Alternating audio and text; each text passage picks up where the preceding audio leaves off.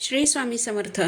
तुम्हा सर्वांचं श्री स्वामी समर्थ कृपा या माझ्या मराठी यूट्यूब चॅनलवर मनापासून खूप खूप स्वागत.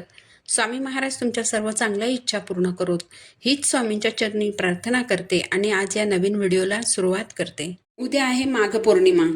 तुम्हाला माहीतच आहे, पौर्णिमा तिथी ही अतिशय महत्त्वाची असते आणि त्यातल्या त्यात उद्याची पौर्णिमा ही माघ पौर्णिमा असल्याने तिचं अनन्यसाधारण असं महत्त्व आहे. पौर्णिमा तिथीला आजपासून सुरुवात होईल. आज संध्याकाळी 6:55 पौर्णिमा तिथीला सुरुवात होईल आणि ही तिथी समाप्त होईल उद्या संध्याकाळी 7:22. बघा, आपण दर पौर्णिमेला सत्यनारायण करत असतो. जर तुम्ही करत नसाल तर किमान या माघ पौर्णिमेच्या शुभ योगावर तरी आवर्जून सत्यनारायण करायचं आहे, कारण याचा आपल्याला आणि आपल्या कुटुंबियांना अनंतपटीने फायदा होत असतो. पण या पौर्णिमा तिथीने आजचा सूर्योदय पाहिलेला नाही, त्यामुळे सत्यनारायण आज करायचं आहे की उद्या. इथे हे लक्षात घ्यायचं की पौर्णिमा तिथीने जरी आजचा सूर्योदय पाहिलेला नसला तरी उद्या पौर्णिमा तिथी संध्याकाळी 7:22 संपणार आहे आणि सत्यनारायण प्रदोषकाळी म्हणजे सायंकाळी 6 वाजता केला जातो. त्यामुळे सत्यनारायण आपल्याला उद्या करायचं आहे. पण उद्या जर तुम्हाला सत्यनारायण करणं शक्य होणार नसेल तर तुम्ही आज देखील सत्यनारायण करू शकता. पण तुम्ही आज संध्याकाळी 7:30 नंतर सत्यनारायण करू शकता. पौर्णिमेला देवी लक्ष्मी आणि भगवान विष्णू यांची विशेष पूजा केली जाते. या दिवशी जे खऱ्या मनाने भगवान श्रीहरींची पूजा करतात त्यांच्या जीवनामध्ये सुख, समृद्धी, यश कायम राहतं. पौर्णिमेच्या दिवशी पवित्र नदीमध्ये स्नान केल्याने तुम्हाला तुमच्या सर्व पापांपासून मुक्ती मिळते असं म्हटलं जातं. त्याबरोबरीनेच घरामध्ये काही विशेष सेवा, काही विशेष उपाय करावेत, म्हणजे घरामध्ये असलेली नकारात्मकता संपूर्णपणे नष्ट होऊन जीवनामध्ये सुख, समृद्धी येते. हे जे उपाय आपल्याला करायचे आहेत, हे उपाय आपल्याला उद्या करायचे आहेत. यातला पहिला जो उपाय आहे हा आपल्याला आपल्या मुलांसाठी करायचा आहे. उद्याच्या माघ पौर्णिमेच्या दिवशी आईने मुलांवरून एक वस्तू ओवाळून टाकायची आहे. यामुळे मुलांचे सर्व दोष, त्यांच्या मार्गामध्ये येणाऱ्या अडचणी, त्यांच्यावर येणारी सर्व संकट नष्ट होतील. ते करत असलेल्या नोकरीमध्ये, व्यवसायामध्ये त्यांची भरभरून प्रगती होईल. हा उपाय लहान मुलांसाठी त्याबरोबरीनेच मोठ्या मुलांसाठी देखील करायचा आहे. आणि मुलं लहान असू देत किंवा मोठी असू देत, त्यांना नजर ही लागतच असते. या उपायासाठी आपल्याला आपल्या मुलाला दक्षिण दिशा सोडून इतर कोणत्याही दिशेकडे तोंड करून बसवायचं आहे. एक ग्लास भरून पाणी घ्यायचं, त्यात थोडंसं खडे मीठ टाकायचं. खडे मीठ म्हणजे आपलं समुद्री मीठ, जे जाडं मीठ असतं ते मीठ घ्यायचं. ते मीठ त्या पाण्यामध्ये टाकायचं आणि तो ग्लास मुलांवरून 7 वेळा घड्याळाचे काटे ज्याप्रमाणे फिरतात, ज्या दिशेने फिरतात त्याप्रमाणे 7 वेळा उतरवायचं आहे. आणि हे पाणी साठून राहणार नाही, अशा प्रकारे विसर्जित करायचं आहे. म्हणजे पाणी सिंकमध्ये तुम्ही टाकून देऊ शकता किंवा एखाद्या झाडाखाली देखील तुम्ही हे पाणी टाकून देऊ शकता, म्हणजे ते पाणी साठून राहणार नाही. पौर्णिमा तिथी ही माता लक्ष्मीला समर्पित असते, त्यामुळे उद्या माघ पौर्णिमेला माता लक्ष्मीला नैवेद्य अर्पण करायचा. माता लक्ष्मीची आपल्यावर कृपा राहावी, माता लक्ष्मीचा आशीर्वाद आपल्या पाठी राहावा आणि आपल्या घरात धनधान्याची कोणत्याही प्रकारची कमतरता होऊ नये अशीच आपली इच्छा असते.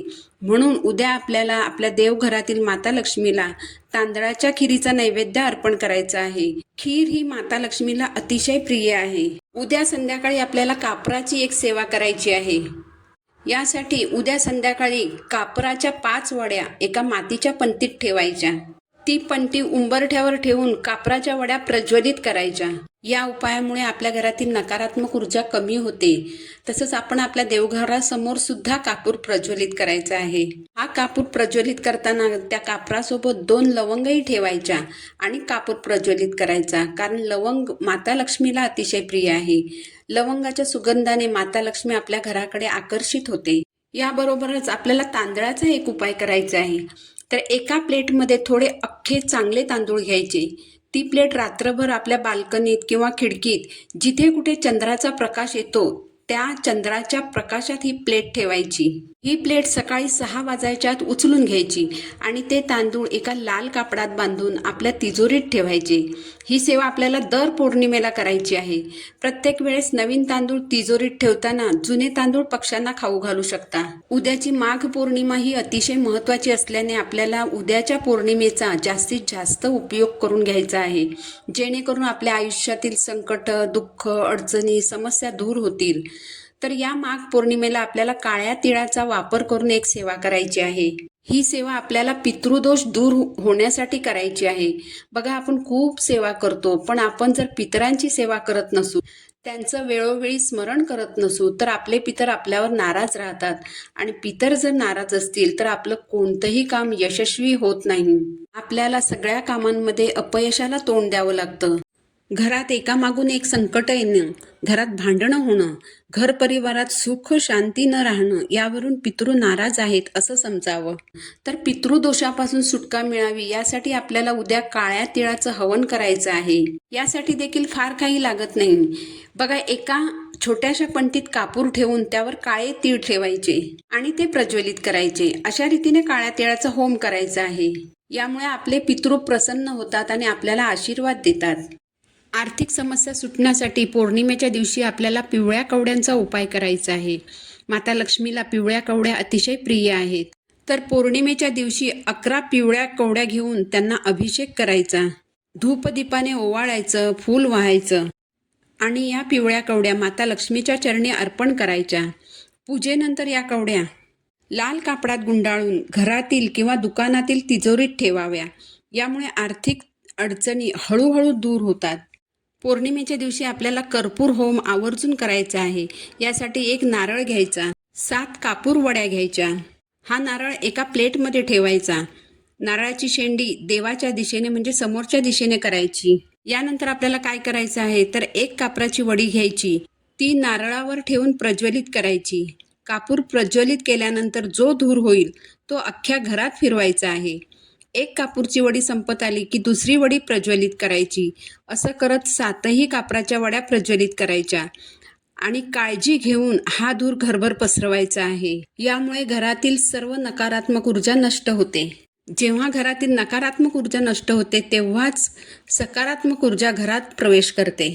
बघा, पौर्णिमेच्या रात्री चंद्र सर्व 16 चरणांसह पूर्ण होतो. म्हणून पौर्णिमेच्या रात्री चंद्राला अर्घ्य देण्याला विशेष महत्त्व आहे. चंद्राला अर्घ्य देण्यासाठी थोड्याशा पाण्यामध्ये कच्चं दूध घालायचं, एक सफेद फूल टाकायचं आणि थोडेसे तांदूळ टाकून चंद्राला अर्घ्य द्यावं. यामुळे पितृदोष दूर होतो. मुलांना झालेली नजरबाधा निघून जाण्यासाठी आपल्याला पौर्णिमेच्या दिवशी आणखी एक उपाय करायचा आहे. या उपायासाठी 7 लाल मिरच्या घ्यायच्या, देठवाल्या मिरच्या घ्यायच्या, त्यात एक तुरटीचा खडा घ्यायचा, थोडंसं जाड समुद्री मीठ घ्यायचं, थोडी काळी मोहरी घ्यायची. या सगळ्या वस्तू हातात घेऊन मुलांवरून 7 वेळा उतरवायच्या. आणि आता या वस्तूंचं काय करायचं तर एका मातीच्या भांड्यात किंवा धूपदानीत 4-5 कापराच्या वड्या घेऊन त्या पेटवायच्या आणि ज्या वस्तू आपण मुलांवरून उतरवलेल्या आहेत त्या सर्व वस्तू त्या पेटलेल्या कापरावर टाकून जाळून टाकायच्या. हा उपाय केल्यामुळे मुलांना झालेली नजरबाधा निघून जाते. तर उद्या माघ पौर्णिमेला आपल्याला हे उपाय करायचे आहेत. यातील जेवढे जमतील तेवढे उपाय नक्की करा. याचा तुम्हाला 100% फायदाच होईल. ही माहिती जर तुम्हाला उपयुक्त वाटली असेल तर व्हिडिओला लाईक करा, चॅनलला सबस्क्राईब करा. पुन्हा भेटू नवीन व्हिडिओसोबत. श्री स्वामी समर्थ.